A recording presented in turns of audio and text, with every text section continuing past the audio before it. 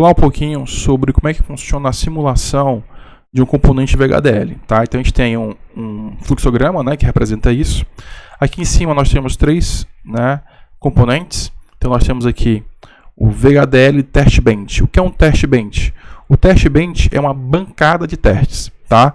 Então imagine aí uma pessoa trabalhando com circuitos eletrônicos. Então ele vai ter uma bancada com vários equipamentos, né?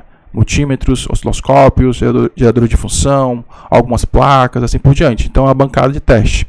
Quando você trabalha com simulação, a sua bancada de teste ela não vai ter equipamentos físicos, mas você vai ter alguns componentes que eles vão estar ali para poder gerar estímulos ao seu circuito e verificar se esses estímulos estão corretos, as saídas estão corretas ou não.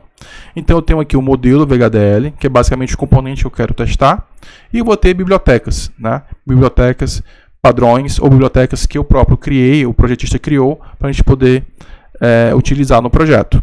Eu pego esses três componentes e vou utilizar uma ferramenta de simulação de compilação. E aí ele vai compilar e gerar o meu modelo de simulação. Aí esse modelo de simulação eu posso rodar no meu simulador. O que acontece? Para rodar a simulação, eu preciso testar o meu circuito.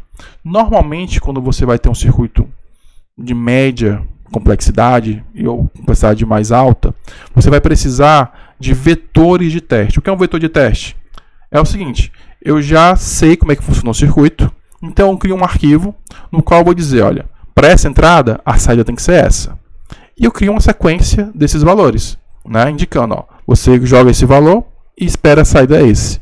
Caso a saída seja diferente, é porque o circuito não está funcionando corretamente.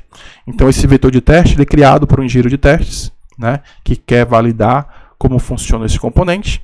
Na simulação, você vai rodar o seu test bench, sua bancada de teste, com os vetores de teste, e aí você vai ter duas saídas. Você pode ter uma saída textual, no qual você vai avaliar, né? Você pode imprimir na tela ou imprimir no arquivo algumas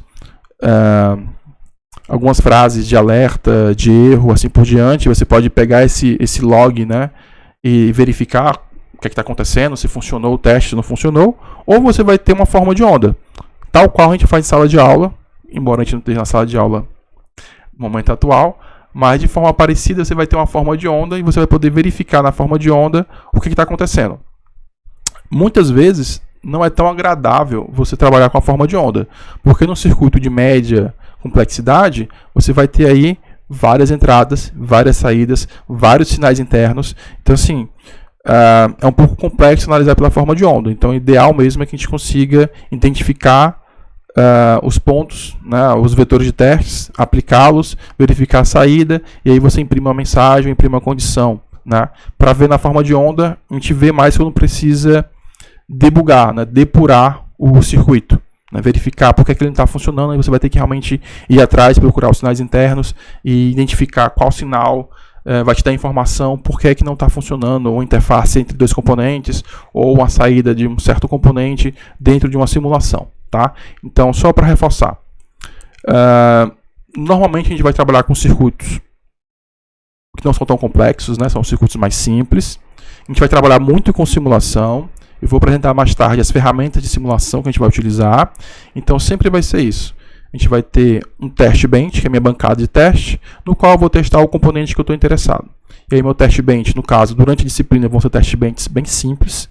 Né? A gente não vai nem precisar chegar a trabalhar com vetores de teste, então vão ser test benches bem, vamos dizer assim, primitivos, né? Não é primitivos, né?